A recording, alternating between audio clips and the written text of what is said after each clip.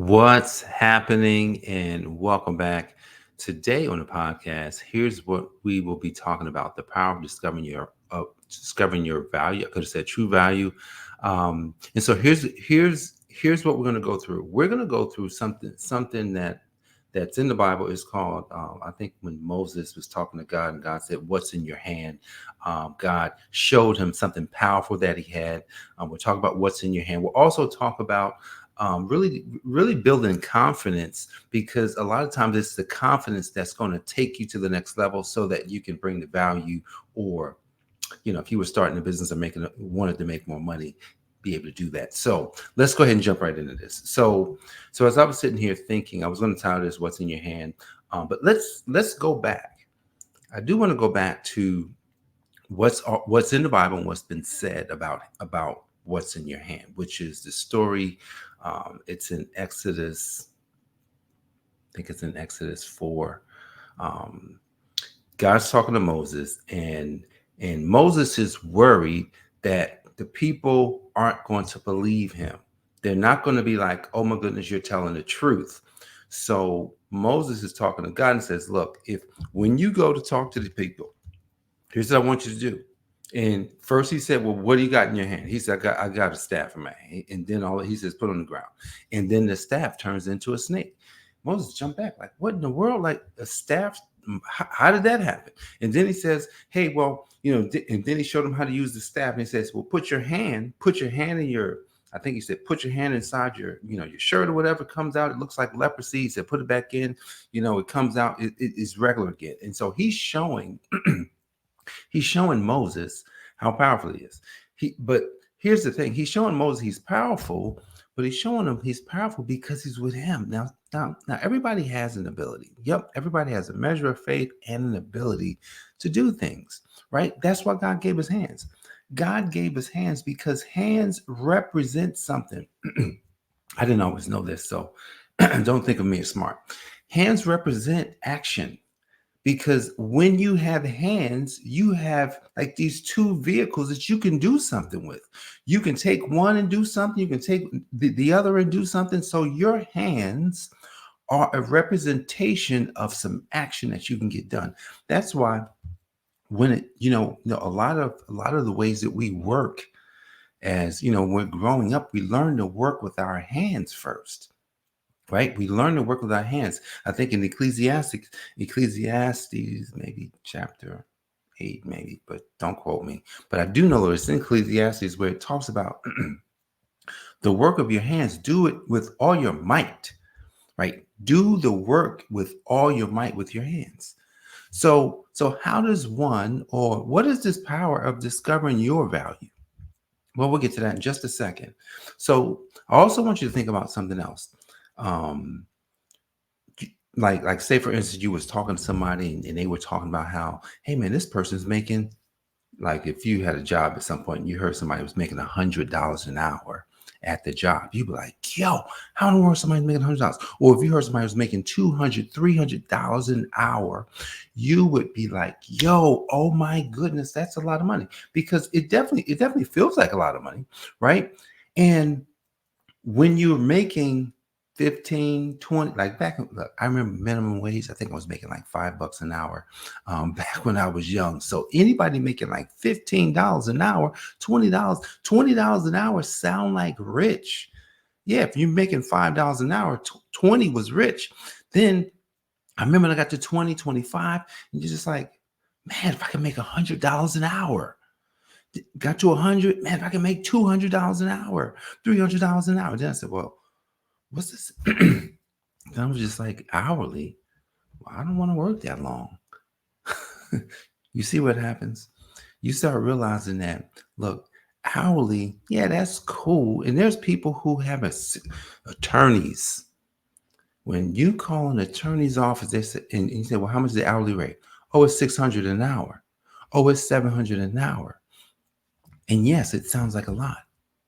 It sounds like a lot, and it is a lot. Like if someone makes $600 an hour and they worked a full-time job, right?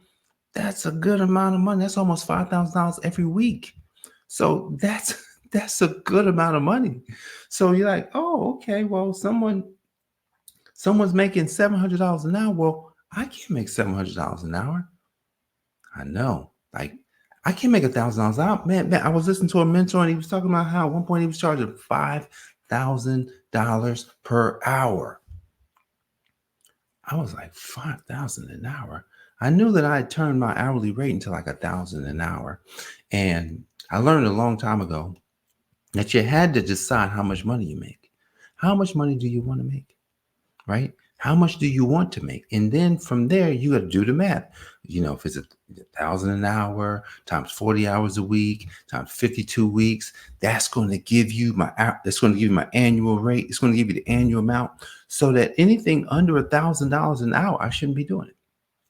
Yeah, I know that gets tough.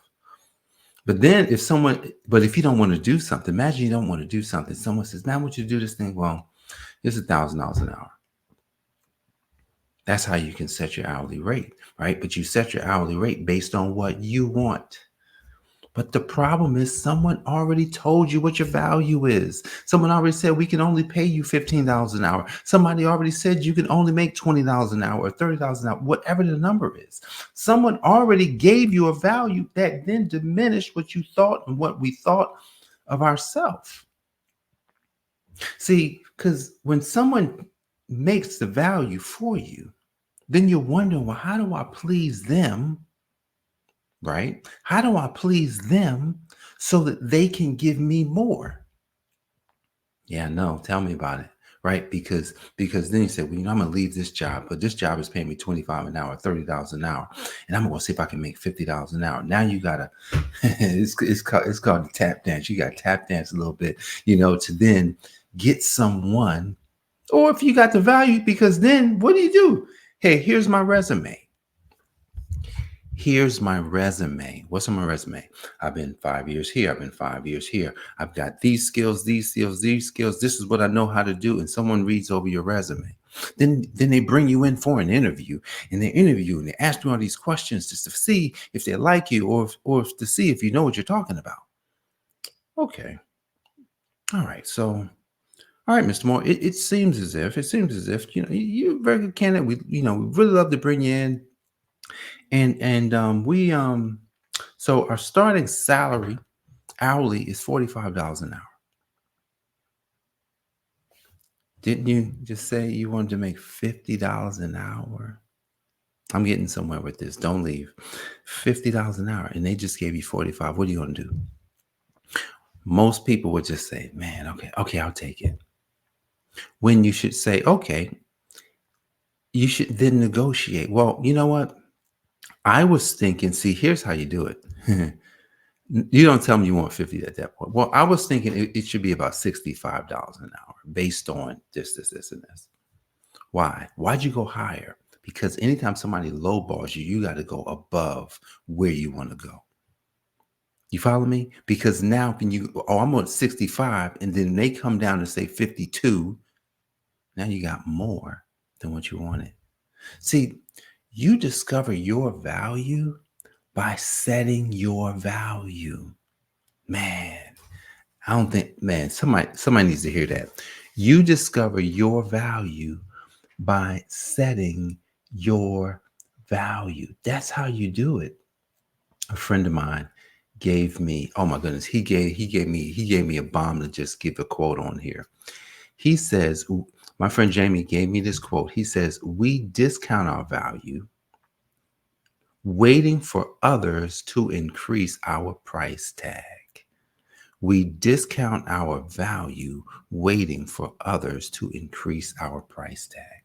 So imagine you have that job and you're hoping, you might even be praying about getting the promotion, making more money, and you never get it. That happened to me, guys. I was working for a job, and the corp, because I worked at the corporate office in the accounting department, and they decided to move the corporate office from Greenbelt, Maryland to Philadelphia, Pennsylvania. And they gave us a choice. It says, hey, you could either stay or leave. And if you leave, we'll give you a severance package. The whole department said, we ain't going. except me. I was now there was some circumstances that I was dealing with that I kind of was not. I was a little afraid to leave. So I says, all right. I go to the CFO, say, hey, Mr. CFO, what if would there be any opportunities? Do you think I could be promoted to manager? I'm asking for a promotion. He says, oh, here's what he says. Well, he says, you know what? I think there'll be some opportunities. If he gives me a condition. He says, if your managers basically recommend you for the job, then it's yours. Oh man, I go straight to my manager. Hey, I'm gonna stay. And Mr. Mike said that he would promote me if you gave me a recommendation. She was like, oh, absolutely. I'm going to give you the recommendation. And she starts showing me all the stuff, and I'm learning the stuff. And then 3 months down the line, they hired one person. Then they hired a second person. Then I go to the CFO and say, hey, how you doing? It looks like I just wanted to make sure that I'm still going to be hired. I'm still going to get the opportunity to get this job. Then he starts backtracking. Then he starts, well, we'll see what happens. I'm like, wait a second. I was waiting for someone to give me value. I was waiting. I was I was discounting the fact that I was equipped to go into the marketplace, and I didn't have to wait for them to tell me. I didn't have to wait for them to give me the promotion. And I didn't get that promotion. So because of that, some things have transpired in life, right? That's why this Account for Your Life podcast exists, because a lot of things have transpired in life, and especially in my life, that I just like to air out. And so today we're talking about value, and you don't want to wait for someone else to tell you what your value is. So back in it was probably before 23, but in 2023, I did an exercise, and the exercise was how to discover your value, right? How does one discover their value? If Moses had a staff in his hand that was powerful, then what do you have in your hand? And there's a process that each person can go through with themselves to figure out, well, what is it that I have in my hand? So I've got a notebook. I got a notebook here, and I have a bunch of things written down. I just want to kind of take you through what I wrote down, and kind of like how writing these things down, just kind of help to discover your value. So I have one box that basically has, family stuff like, hey, I was the third of four sons. Like you wanted to really look at your whole life here, guys. Like I'm not going to go through everything, but I'm going to go through a number of these boxes here. So this one box just talks about family upbringing. Third of four sons. I lived 18 years in Newark, New Jersey. Mom and dad I had a mom and a dad. They were married. Everyone in the family was short and I was tall. So check this out. Now, this one box is important because that box, I wrote that. Now, God told me, just like how Moses, hey Moses, what you have in the hand? He says, hey son, you know why I made you tall? So you can stand out because you're walking with power. So he told me that. So that was something that I'm like, wow, look, it's obvious. He says, I wanted to be obvious to everybody. When you're standing with your family, everybody's like, man, there's something different about him. Yeah, everyone else is short. I'm tall. Now, a lot of times it may not mean that, but for me, he was just like, yes, it means that you were walking with power, and it needed to be obvious that there was something different about you. So that was that. And then I went through 12 years. I went to 12 years of school, Christian school. I went to a Christian college. What else? I did stuff in the church. I did a bunch of things in the church. So what is that telling me? Man, background. My background as a Christian has prepared me to be able to talk Christian language. Not that I'm not religious at all, right? Like, let's back up. I'm coming out of being religious because And even sometimes you can fall into it. So I'm not that good to say that I'm not religious, but because I could fall into it at any point because of the fact that I had a background in it. So I grew up in it, which gives me language for people of faith. That's another clue. What's your value? What else did I have? My mom was a nurse. My mom was a nurse. My dad worked at a funeral home. Um, my dad, it says he also worked in a factory. Dad was a dad did Bible studies. Um, my dad was a Bible like he was a salesperson for the organization that they were a part of. He sold books and tapes and different things to just to kind of help people to understand what they believed. Not Jehovah's Witness. But so those are things in your background. See, at the end of the day, guys, like I said, I can't get through all of these. This is how you discover your value, right? And I'm gonna skip down to some other things. Oh, I have an accounting degree. Oh, I have a CPA. Like I'm a CPA. Wow. So I went to college. I got that, so I can talk that language. Well, I played sports. I played high school basketball, college basketball. I played pro am, like summer league basketball. Like I played basketball all the time. So I have that team sports. You know, I am a self-taught barber. Self-taught. No one taught me. I picked up a pair of clippers and I knew how to cut hair. That's wild. That's kind of wild. What else? I can create things from scratch. I'm a good listener. I can see things in the end, seeing the end. I can see in it, meaning you have a power of of vision. I can cook. I've got recipes. I make cheesecakes. I'm hospitable. Those are some things I've played. I've played piano, saxophone. I'm getting somewhere. Saxophone, drums. I sang in the choir. Um, let's see. I've done software programming. I've also done. I studied to be a Microsoft certified solutions developer. Oh, this one's good because think about what that word is, solution. And one of the things that I'm really good at is helping people find solutions. I can talk to someone, I can ask them questions, they can tell me about their life, they can tell me about their business, and hey, I think I have a gift to help people find solutions for what they're doing. Like to help people 10x. Maybe you want to 10x your business.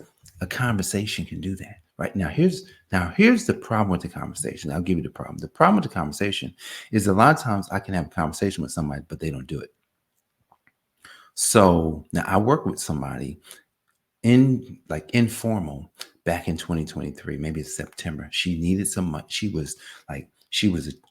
had a little program where she was tutoring and all her money dried up. She didn't have a job and bills were due. She was afraid. She was hurting. We had a conversation. We talked on the phone for about 2 hours one night. I'm just kind of talking her through how she can think. It's a thinking game first, guys. And I haven't even gotten to the fact that, that's one of my superpowers, thinking. And it's a thinking game first. You have to first think, right? You got to get your thoughts in order because when you get your thoughts in order, what happens is all of a sudden okay, now I know what I'm thinking. So then from my thinking, okay, what do I need to do? Because we got to the point where I got her to get herself centered with her thinking. And then the last part, she was, well, how do I do it? What do I do, Jay? Because I don't know what to do. I gave her like two simple actions, not a whole bunch of stuff, no, nothing complicated. It was just like, do this and do this. That's it. Don't do anything else. Don't think about anything else. Don't focus on the fact that you need something. Just focus on doing these things. And do you know the next day she got started and then her phone rang. She got a job. Someone called her, hey, I got a job for you. Just because she started. Was that going to happen already? A lot of times, well, that was already going to happen. We don't know that because this woman was at her wit's end. And it's funny. I was talking to her, not this week, but last week. She was like, Jay, just money just coming in now from everywhere. No one's like people are paying all of it up front. No one's like haggling her on her price. Well, because she realized that she was valuable. See, once you decide, and guys, if you ever want to go through a process like that, where if you want to discover what your value is, I think I have a process to help you do that. And it's a one-on-one deal. And that's something that I haven't offered it before, but I may start offering it because people might want that, how to discover your value. But if you find yourself saying to yourself, man, I'd love to go through the process now, this won't be free, but I would interview you first to even decide if it's a good fit. So, but the thing is about this value is that no one can tell you how valuable you are. Seriously. No, like that's not for someone else to be able to control. It's for you. Now, we all have to decide this is my value. When I give away something for free or when I don't charge somebody, it's because I decided. If someone asks me not, well, I don't want to pay that. Oh, they're not, I'm not gonna do it. It's when I show up and I see oh man, you might need some help. You know what? I'm not gonna charge you for this. Or I'm going to give you a reduced price today. Not because they're calling me or they're asking me, Jane, well, your price is high. Because that's my price. Because if I got to do the work, that's what I believe I should get. Now, you don't have to believe it. Now, hopefully I do a good job in helping them see that, hey, well, you're going to get this. And because you get this, then the amount of money, then they could just say, well, wow, if I'm going to get 10,000, and it's only 1,000, then that makes sense. Or if I'm going to pay 10,000 and I'm going to get 100,000, then it makes sense, right? If I gave you $100,000, would you give me 10? That's in essence how you want to create value for somebody. Well, that's not how you do it, but that's how you want to see it. So that if you produce a result for somebody, that's what you look at. What is the result? See, the problem that people have with jobs, the problem that you have with jobs is that no one gets a job based on the results. You're not taking the job based on the fact that, okay, if you're going to pay me $60,000 a year, I'm going to make sure you get $600,000 of value. If that was the case, wow, it'd be a different world, right? If that's how we had to show value. So there's a lot of power in discovering your value. So here's what's practical for you today, right? Because I want to make sure you walk away with something practical about discovering your value. The first step in discovering your value is to decide what your value is. What do I want? And let's just talk about, say, working and jobs and money. We'll stay in that realm. If I want to make $100,000 a year, then I'm going to have to create value, enough value for other people, right? And well, obviously, if you want a job to pay you that amount of money, imagine thinking different. If I can bring the job $500,000 of value or $1,000,000 of value, like if that's how you went into the deal, well, you know what? This is what I'm going to do for you. Yes, you're going to pay me, like tell them you're going to pay me $100,000 for this job. Maybe they were only looking to pay 50. You're going to pay me $100,000 for this job, but I'm going to bring you $500,000 of value. And they go, so how are you going to do that? But you got to know how to do that. You like if you're in my field, it's got to be efficiencies. You're not in sales, but you could be doing stuff to bring business in. Like Grant Cardone talks about this all the time, but people that work for his company, they got to refer to company. You got to bring people in. So you want to discover what you want first. Then, well, Jay, that's what I want. All right, do the exercise. Where are you from? Who's in your family? What did your parents do? What have you done? Like all the things you've done. What do you do? What's your passions? Um, you know, um, what's your passions? What do you do when you're not working? What types of environments have you been in? What types of jobs have you had? What types of businesses have you had? What types of things have you bought? All types of stuff, like everything that you can imagine about yourself and your experience. There's a whole lot more that we can go through. Um, but just going through that even can be called taking inventory. And by doing this, then you want to pay attention. You want to look, well, how can I now look at who I am? See, this isn't about going and getting a new skill yet. We got to first look at who I am. Just like Moses had the staff in his hand. He had the staff. So he didn't go find a staff. He already had one. So you might have one thing in your pocket. One that's worth the value. But then it's communicating the value. That's a whole nother process. And we may talk about that in another episode. But guys, there's power in discovering your value. Why? Because then you can see how you're going to get what you want, right? Because you can see it. The first thing is you seeing your value. And then from you seeing your value, then it's just telling people, demonstrating it. And by demonstrating it, the people that you want to know, they're going to see it and they're going to be like, yo, this is good. So that's the power of discovering your value, guys. I appreciate you for joining me for this episode of the I AFYL Life Podcast. Guys, if you got value from this program today, let me know in the comments. Be sure to subscribe here wherever you're watching it. God bless you guys, and I will see you on the next episode. Peace.